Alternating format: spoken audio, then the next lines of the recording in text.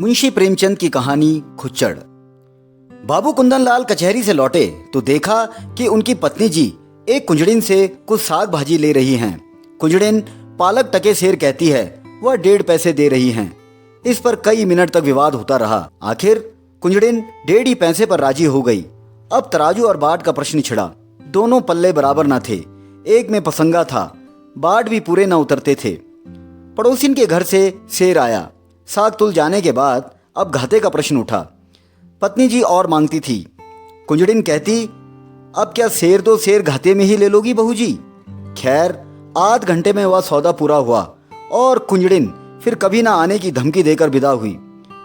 कुंदनलाल खड़े खड़े या तमाशा देखते रहे। कुंजड़िन के जाने के बाद पत्नी जी लोटे का पानी लाई तो आपने कहा, आज तो तुमने जरा सा साग लेने में पूरे आध घंटे लगा दिए। इतनी देर में तो 1005 का सौदा हो जाता। जरा जरा से साग के लिए इतनी ठाई ठाई करने से तुम्हारा सिर भी नहीं दुखता। रामेश्वरी ने कुछ लज्जित होकर कहा, पैसे मुफ्त में तो नहीं आते। यह ठीक है, लेकिन समय का भी कुछ मूल्य है। इतनी देर में तुमने बड़ी मुश्किल से एक ढेले की बचत की। कुंजड़िन ने भी दिल में कहा होगा, कहाँ की गंवारिन है, अब शायद भूल कर भी इधर ना आए। तो फिर मुझसे तो यह नहीं हो सकता कि पैसे की जगह ढेले का सौदा लेकर बैठ जाऊं। इतनी देर में तो तुमने कम से कम 20 पन्ने पड़े होते। कल मेहरी से घंटों सिर मारा, परसों दूध वाले के साथ घंटों शास्त्रार्थ किया। जिंदगी क्या इन्हीं बातों में खर्च करने को दी गई है। कुंदनलाल प्रायः नित्य ही पत्नी को सदुपदेश देते रहते थे।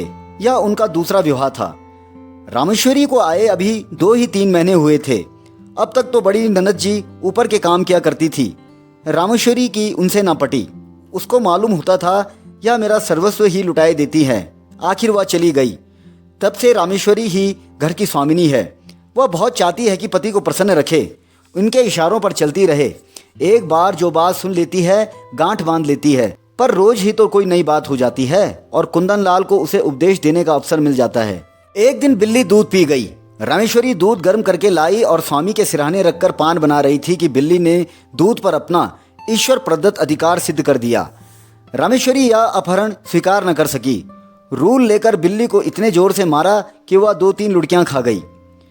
कुंदनलाल लेटे लेटे अखबार पढ़ रहे थे। बोले, और जो मर जाती। रामेश्वरी ने ढिठाई के साथ कहा, तो मेरा दूध क्यों पी गई। कुंदनलाल, उसे मारने से दूध मिल तो नहीं गया। रामेश्वरी, जब कोई नुकसान कर देता है तो उस पर क्रोध आता ही है। कुंदनलाल, ना आना चाहिए। पशु के साथ आदमी भी क्यों पशु बन जाए। आदमी और पशु में इसके सिवा और क्या अंतर है। कुंदनलाल कई मिनट तक दया, विवेक और शांति की शिक्षा देते रहे, यहां तक कि बेचारी रामेश्वरी मारे गलानी के रो पड़ी। इसी भांति एक दिन रामेश्वरी ने एक भिक्षुक को दुत्कार दिया तो बाबू साहब ने फिर उपदेश देना शुरू किया। बोले, तुमसे ना उठा जाता हो तो लाओ मैं दे आऊं। गरीब को यूं ना दुत्कारना चाहिए। रामेश्वरी ने त्योरियां चढ़ाते हुए कहा, दिन भर तो तांता लगा रहता है, कोई कहां तक दौड़े। सारा देश भिखमंगों से ही भर गया है शायद। कुंदनलाल ने उपेक्षा के भाव से मुस्कुरा कर कहा, उसी देश में तो तुम भी बसती हो। रामेश्वरी, इतने भिखमंगे आ कहां से जाते हैं। ये सब काम क्यों नहीं करते। कोई आदमी इतना नीच नहीं होता जो काम मिलने पर भीख मांगे। हाँ, अपंग हो तो दूसरी बात। अपंगों का भीख के सिवा और क्या सहारा हो सकता है। सरकार इनके लिए अनाथालय क्यों नहीं खुलवाती। कुंदनलाल, जब स्वराज्य आएगा तब शायद खुल जाएं। अभी तो कोई आशा नहीं है, मगर स्वराज्य भी धर्म ही से आएगा। रामेश्वरी, लाखों साधु सन्यासी पंडे पुजारी मुफ्त का माल उड़ाते हैं, क्या इतना धर्म काफी नहीं है। अगर इस धर्म से स्वराज्य मिलता तो कब का मिल चुका होता। कुंदनलाल, इसी धर्म का प्रसाद है कि हिंदू जाति अभी तक जीवित है, नहीं कब की रसातल पहुंच चुकी होती। रोम, यूनान, ईरान, सीरिया, किसी का अब निशान भी नहीं है। यह हिंदू जाति है जो अभी तक समय के क्रूर आघातों का सामना करती चली आती है। रामेश्वरी, आप समझते होंगे हिंदू जाति जीवित है। मैं तो उसे उसी दिन से मरा हुआ समझती हूँ जिस दिन से वह अधीन हो गई। जीवन स्वाधीनता का नाम है, गुलामी तो मौत है। कुंदनलाल ने युवती को चकित नेत्रों से देखा। ऐसे विद्रोही विचार उसमें कहां से आ गए। देखने में तो वह बिल्कुल भोली थी, समझे कहीं सुन सुना लिया होगा। कठोर होकर बोले, क्या व्यर्थ का विवाद करती हो। लजाती तो नहीं, ऊपर से और बकबक करती हो। रामेश्वरी यह फटकार पाकर चुप हो गई। एक क्षण वहां खड़ी रही, फिर धीरे धीरे कमरे से चली गई। एक दिन कुंदन लाल ने कई मित्रों की दावत की। रामेश्वरी सवेरे से रसोई में घुसी तो शाम तक सिर न उठा सकी। उसे यह बेगार बुरी मालूम हो रही थी। अगर दोस्तों की दावत करनी थी तो खाना बनवाने का कोई प्रबंध क्यों नहीं किया? सारा बोझ उसी के सर पर क्यों डाल दिया? उससे एक बार पूछ तो लिया होता कि दावत करूं या ना करूं। होता तब भी यही जो अब हो रहा था। वह दावत के प्रस्ताव का बड़ी खुशी से अनुमोदन करती, तब वह समझती दावत मैं कर रही हूं। अब वह समझ रही थी मुझसे बेगार ली जा रही है। खैर, भोजन तैयार हुआ। लोगों ने भोजन किया और चले गए, मगर मुंशी जी मुंह फुलाए बैठे हुए थे। रामेश्वरी ने कहा, तुम क्यों नहीं खा लेते? क्या अभी सवेरा है? बाबू साहब ने आंखें फाड़कर कहा, क्या खा लूं? या खाना है या बैलों की सानी? रामेश्वरी के सिर से पांव तक आग लग गई। सारा दिन चूल्हे के सामने जली, उसका यह पुरस्कार? बोली, मुझसे जैसा हो सका बनाया। जो बात अपने बस की नहीं है उसके लिए क्या करती? कुंदन लाल, पूड़ियां सब सेवर हैं। रामेश्वरी, होंगी। कुंदन लाल, कचौड़ी में इतना नमक था कि किसी ने छुआ तक नहीं। रामेश्वरी, होगा। कुंदन लाल, हलवा अच्छी तरह भुना नहीं, कचाइयाँ आ रही थी। रामेश्वरी, आती होंगी।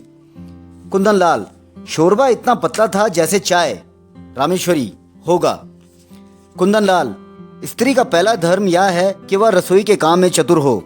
फिर उपदेशों का तार बंधा, यहाँ तक कि रामेश्वरी ऊब कर चली गई। 5-6 महीने गुजर गए। एक दिन कुंदन लाल के एक दूर के संबंधी उनसे मिलने आए। रामेश्वरी को ज्यों ही उनकी खबर मिली, जलपान के लिए मिठाई भेजी और मेहरी से कहला भेजा, आज यहीं भोजन कीजिएगा। वह महाशय फूले न समाये, बोरियां बंधना लेकर पहुंच गए और डेरा डाल दिया। 1 हफ्ता गुजर गया, आप टलने का नाम भी नहीं लेते। आओ भगत में कोई कमी होती तो शायद उन्हें कुछ चिंता होती, पर रामेश्वरी उनके सेवा सत्कार में जी जान से लगी हुई थी। फिर वह भला क्यों हटने लगे? एक दिन कुंदन लाल ने कहा, तुमने यह बुरा रोग पाला। रामेश्वरी ने चौंक कर पूछा, कैसा रोग? कुंदन लाल, इन्हें टहला क्यों नहीं देती? रामेश्वरी, मेरा क्या बिगाड़ रहे हैं? कुंदन लाल, कम से कम 1 रुपए की रोज चपत दे रहे हैं, और अगर यही खातिरदारी रही तो शायद जीते जी टलेंगे भी नहीं। रामेश्वरी, मुझसे तो यह नहीं हो सकता कि कोई 2-4 दिन के लिए आ जाए तो उसके सिर हो जाऊं, जब तक इनकी इच्छा हो रहें।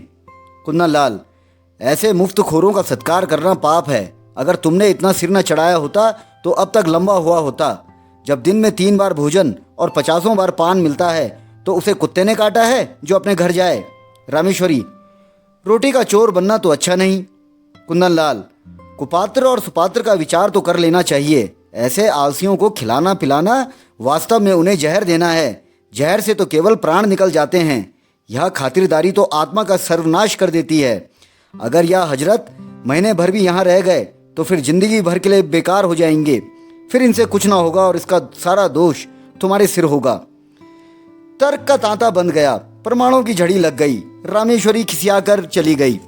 कुंदन लाल उससे कभी संतुष्ट भी हो सकते हैं, उनके उपदेशों की वर्षा कभी बंद भी हो सकती है, यह प्रश्न उसके मन में बार बार उठने लगा। एक दिन देहात से भैंस का ताजा घी आया। इधर महीनों से बाजार का घी खाते खाते नाक में दम हो रहा था। रामेश्वरी ने उसे खौलाया, उसमें लौंग डाली और कढ़ा से निकालकर एक मटकी में रख दिया। उसकी सौंधी सौंधी सुगंध से सारा घर महक रहा था। मेहरी चौका बर्तन करने आई तो उसने चाहा कि मटकी चौके से उठाकर छींके या आले पर रख दे, पर संयोग की बात, उसने मटकी उठाई तो वह उसके हाथ से छूटकर गिर पड़ी।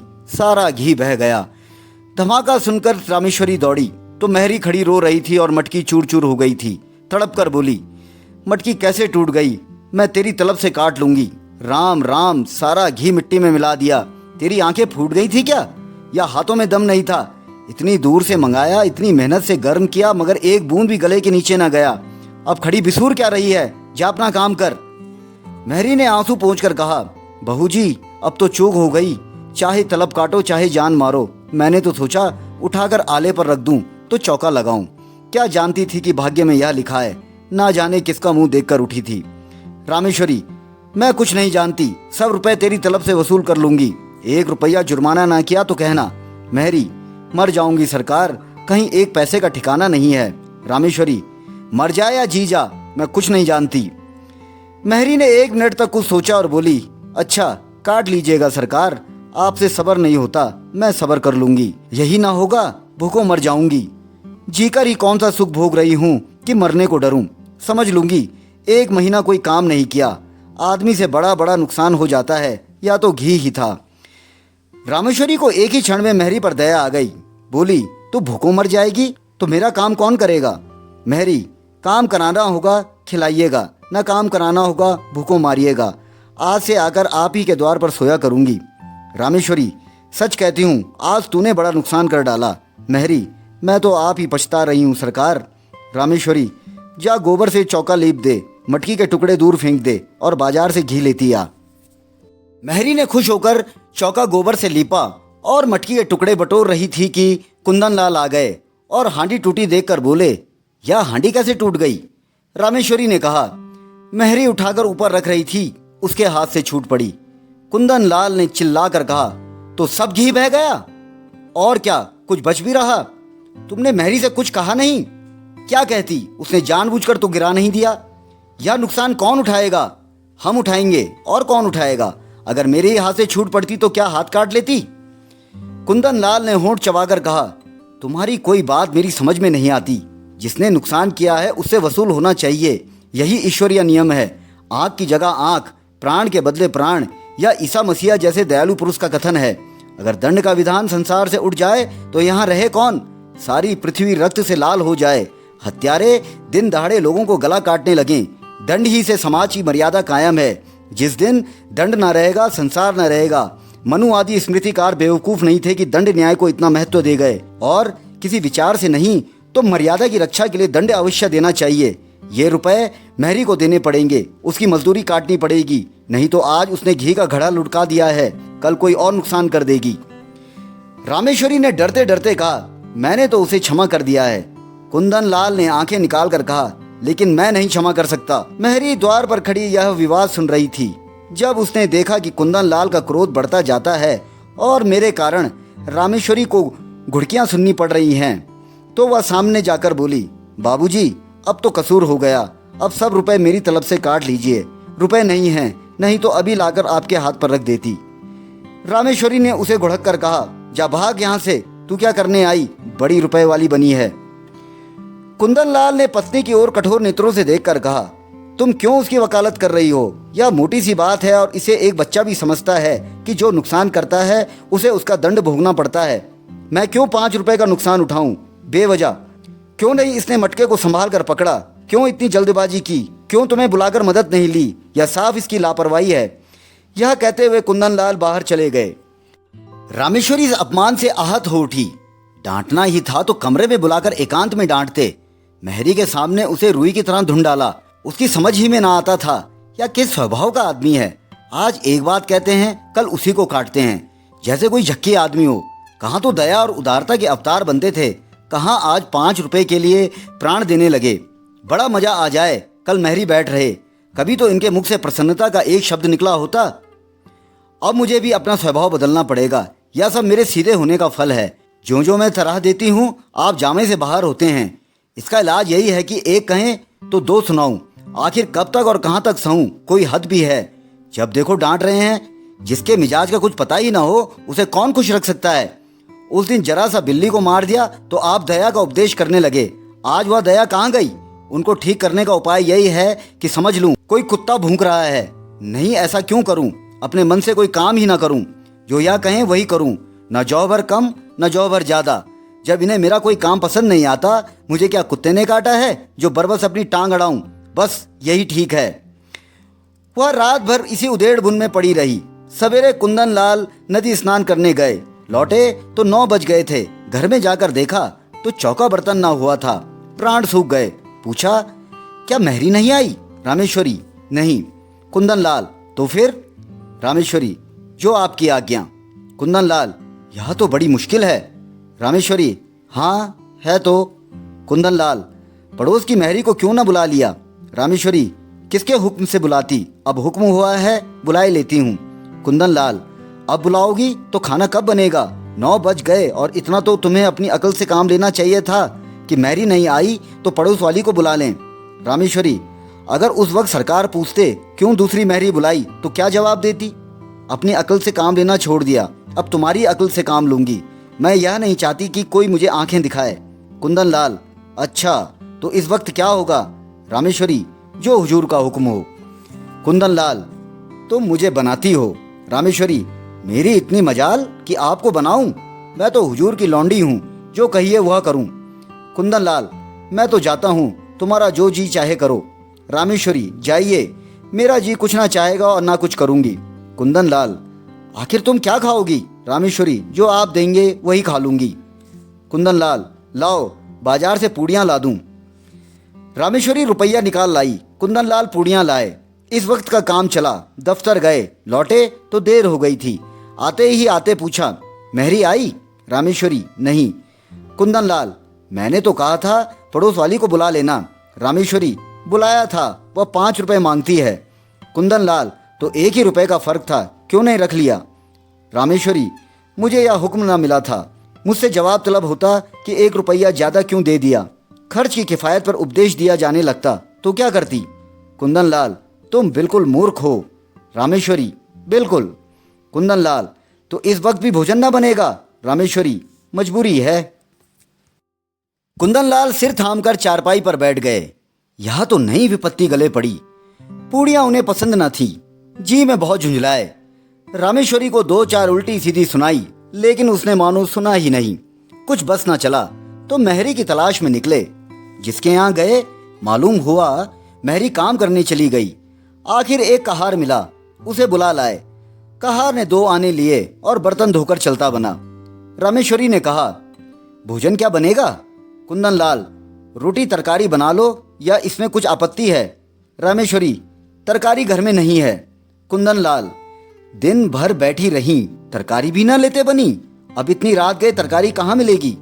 रामेश्वरी, मुझे तरकारी ले रखने का हुक्म ना मिला था, मैं पैसा धेला ज्यादा दे देती तो। कुंदन लाल ने विवशता से दांत पीसकर कहा, आखिर तुम क्या चाहती हो? रामेश्वरी ने शांत भाव से जवाब दिया, कुछ नहीं, केवल अपमान नहीं चाहती। कुंदन लाल, तुम्हारा अपमान कौन करता है? रामेश्वरी, आप करते हैं। कुंदन लाल, तो मैं घर के मामले में कुछ ना बोलूं? रामेश्वरी, आप ना बोलेंगे तो कौन बोलेगा? मैं तो केवल हुक्म की ताबेदार हूं। रात रोटी दाल पर कटी। दोनों आदमी लेटे। रामेश्वरी को तो तुरंत नींद आ गई। कुंदन लाल बड़ी देर तक करवटें बदलते रहे। अगर रामेश्वरी इसी तरह सहयोग न करेगी तो एक दिन भी काम न चलेगा। आज ही बड़ी मुश्किल से भोजन मिला, इसकी समझ ही उल्टी है। मैं तो समझाता हूँ या समझती है डांट रहा हूँ। मुझसे बिना बोले रहा भी तो नहीं जाता, लेकिन अगर बोलने का यह नतीजा है तो फिर बोलना फिजूल है, नुकसान होगा बला से। यह तो ना होगा कि दफ्तर से आकर बाजार भागूं। मेहरी से रुपए वसूल करने की बात उसे बुरी लगी और थी भी भेजा।